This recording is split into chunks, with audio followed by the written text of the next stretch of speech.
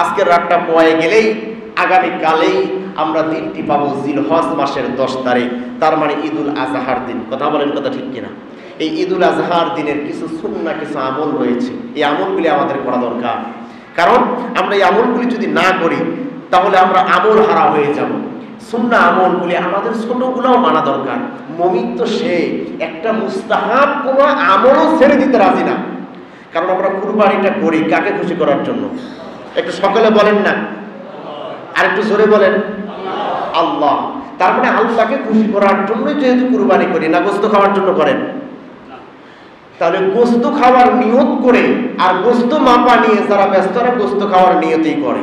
তার মানে আমাদের কুরবানি গোস্ত কতটুকু হয় হোক, কয় পিস খেলাম, কয় কেজি পেলাম আর কয় কেজি পেলাম না, এটা মূল বিষয় না। মূল বিষয় হচ্ছে আমার কুরবানিটা আল্লাহর দরবারে কবুল হয়েছে কিনা, এটাই হচ্ছে মূল বিষয়। আমরা যেন আল্লাহকে খুশি করার জন্য কুরবানি করতে পারি। সকলে বলেন না আমিন। আরেকটি ছোট্ট একটি কথা বলতে চাই। এই কথাটি আমরা অনেকেই মনে করি যেটা মুস্তাহাব আমল বা নফল আমল, এটা করলেই কি না করলেই কি। আমরা কুরবানি করার পরে পশুটাকে কয় ভাগ করা মুস্তাহাব? মাংসটাকে কয় ভাগ করা? 3 ভাগ করা। আচ্ছা, 3 ভাগ আপনি না দিলেন, আপনার তো এতটুকু ইনসাফ করা দরকার যে আমার সমাজে কত গরিব মানুষ আছে, কত অসহায় মানুষ আছে। আমি এমনও এই সমাজে এমনও মানুষ আছে, আমি খোঁজ পেয়েছি যে ওই মানুষটা সারা বছরে গরুর গোশত খায়নি, এমন মানুষও আছে এই সমাজে। তা আপনি নিয়ত করেন না, আপনি 1 পোয়া মাংস বা 1 কেজি 2 কেজি মাংস বেশি দেওয়ার কারণে ওই মানুষটা যদি একবার বা এক বেলা তৃপ্তি করে খেতে পারে, কে খুশি হবে? এটা মুস্তাহাব হলো। মানুষকে খুশি করালে এই মানুষটা খেয়ে আলহামদুলিল্লাহ বলার আগেই তার হৃদয়ের দোয়াটা কার দরবারে কবুল হয়ে যায়। এজন্য আসুন এই মুস্তাহাব আমলটা পরিপূর্ণ যদি 3 ভাগ করতে নাও পারেন, একটু ইনসাফ করে দেন। এমন ভাবে দেয় মনে হয় কোনো রকম দিচ্ছে, না দিলে মনে হয় খুব ভালো। তা আপনি আল্লাহকে খুশি করার জন্য করলেন, কিন্তু গোস্ত খাওয়ার চিন্তাটা কেন করতেছেন যে আমার পরিবারকে খাইতেই হবে? আপনার তো কিনার সামর্থ্য আছে, এজন্য তো আপনার উপর কুরবানি ওয়াজিব। যার কুরবানি করার ওয়াজিব নাই, সামর্থ্য নাই, তাকে একটু খাওয়ার ব্যবস্থা করে দেন না। এই জন্যই তো আল্লাহ পশু কুরবানির বিধানটা করে দিয়েছেন, গরিবের হক আদায় করার জন্য। তো গরিবের হকটাই যদি আদায় না হয়, তাহলে আল্লাহ খুশি হবে কিভাবে? জন্য আসুন আমরা ইনসাফপূর্ণ কুরবানি যেন করতে পারি। আল্লাহ আমাদের সকলকে কবুল করুক, সকলে বলেন আমিন। এরপরে আসেন ঈদের দিনের অল্প কয়েকটি আমল আমরা করার চেষ্টা করব।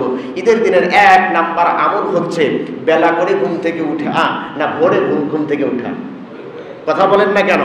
সারা বছর বেলা করে উঠে ঈদের দিন আসলেও ওই একই অবস্থা। এই জন্য তো ঈদগাহ ময়দানে যাইতে দেরি হয়ে যায়, ঠিক না? এই জন্য আমাদের 1 নাম্বার আমল হচ্ছে ঈদের দিনে ভোরে সকাল সকাল ঘুম থেকে উঠা। তার মানে ঘুম থেকে উঠে ফজরের নামাজ জামাতে আদায় করার দরকার আছে না নাই? তার মানে নবীজি বলেছেন যার নামাজ নাই, যে ফজরের নামাজ পড়লো না, সেজন্য আমার ঈদগাহে না আসে।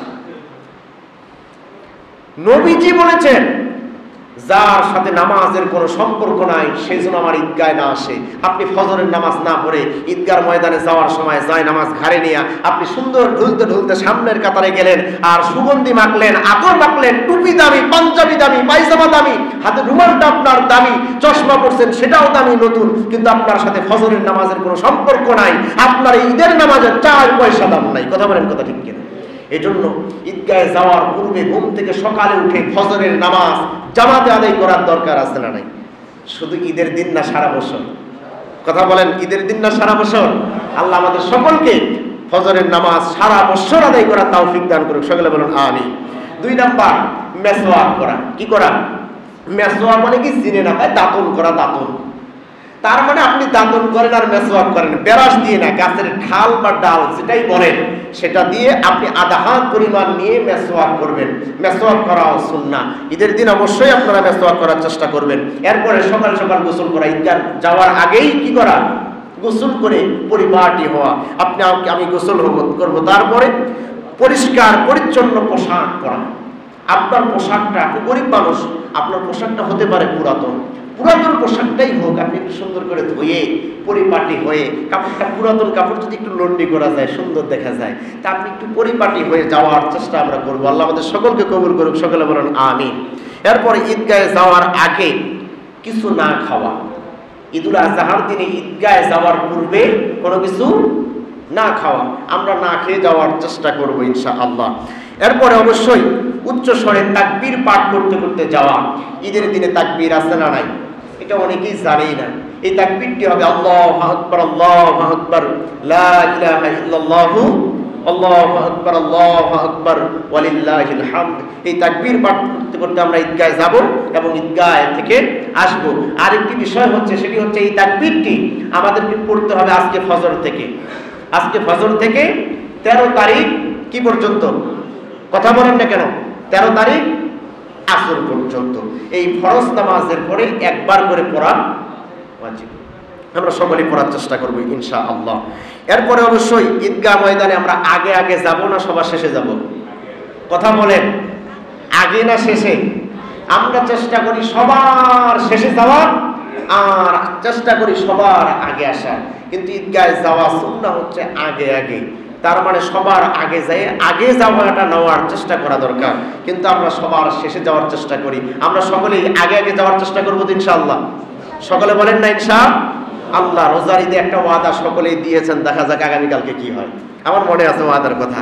আচ্ছা, এরপরে গেল ঈদুল আজহার নামাজ তাড়াতাড়ি পড়া। তার মানে এই ঈদুল আজহার নামাজটা আমরা তাড়াতাড়ি পড়বো, যত সকালে পড়া যায় আমরা তাড়াতাড়ি পড়া। এরপরে হচ্ছে তাড়াতাড়ি ওইখান থেকে এসে পশু কুরবানি করা।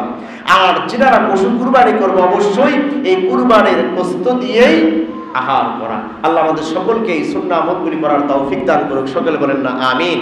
আমার বন্ধুগণ, তাহলে অবশ্যই আমরা কুরবানির দিকে এই কাজগুলি আমরা করবো তো? কথা বলেন, করবো তো? করবো ইনশাআল্লাহ। এবং আমরা যারা আছি আশেপাশে অনেক গরিব মানুষ আছে, যারা গরিব মানুষ তাদের প্রতি একটু সহানুভূতি হওয়া। এমন কিছু মানুষ আছে আসলে দান করার বিষয়টা আল্লাহ রাব্বুল আলামিন বলেছেন, ফকির কেউ করো, মিসকিন কেউ করো। ফকির হচ্ছে তারা যারা মানুষের কাছে সরাসরি চাইতে পারে তারা, আর মিসকিন হচ্ছে তারা যারা সরাসরি মানুষের কাছে চাইতে পারে না, তারাই হচ্ছে মিসকিন। আর ফকির যারা সরাসরি যেতে পারে। আপনি চিন্তা করেন না, আপনার সমাজে বা আপনার আশেপাশে, আপনার বাড়ির আশেপাশে এমন কিছু মানুষ আছে, পোশাক সুন্দর, সব কিছুই ঠিক আছে, কিন্তু ভিতরে কিচ্ছু নাই। আপনাকে এই দিকটাকে নজর রাখতে হবে। না খেয়ে থাকলেও কারো কাছে কোনোদিন বলে না, তার বাড়িতে অবশ্যই আপনাকে খোঁজ খবর নেওয়ার দরকার আছে না নাই? আপনি ফকির তো সবার কাছে যেতে পারেন, মিসকিনটা যেতে পারে না। এই জন্য আমি নজর করব গরিবদেরকে, অবশ্যই গরিবদের হক যেন আমরা আদায় করতে পারি। আল্লাহ আমাদের সকলকে বুঝার তৌফিক দান করুন। সকলে বলুন আমিন। ওয়া আখিরু দাওয়ানা আলহামদুলিল্লাহি রাব্বিল আলামিন।